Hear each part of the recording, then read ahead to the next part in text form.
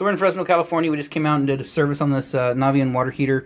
It hadn't been flushed in a while, or they're new to the home, so they knew they needed to be flushed out. So we came, flushed this out for an hour, 3 gallons distilled white vinegar, and then when we got done, we blew all the vinegar out. We turned the cold water on and left the hot water off, and flushed out all the vinegar out of the unit. We did clean out the screen, which is right in here. That's the cold water, that little black cap right there. Clean the screen out, so that's good. Additionally, we noticed while we were in here that the relief valve was not tied back in, so we went ahead and put stainless steel supply in there, corrugated, and got that tied back in. Over here on the condensate side, there was no line run out. So that PVC line with the adapter up in here, go ahead and put it up in there.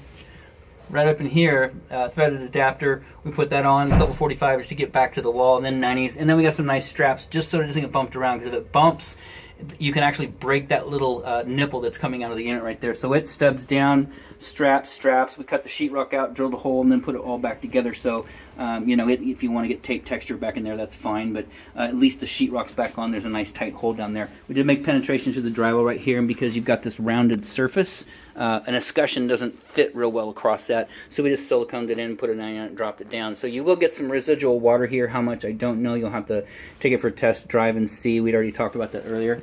So everything in here is good. The condensate cap also was leaking. Up in here, this guy was dripping. That was the biggest thing. You can see it's dripped down on this 90 and it's corroded it through in the ball valve. So keep an eye on that, because once corrosion starts, it tends to continue. So just monitor that area. But this was leaking right here. That was the big deal. And what had happened is there's a little O-ring that sits in there, and it had been pushed all the way up into the unit. So it wasn't sealing that anymore. So we took it back out, lubed it up, put it down where it belonged, and then put the pin back in. That is actually the condensate trap right there.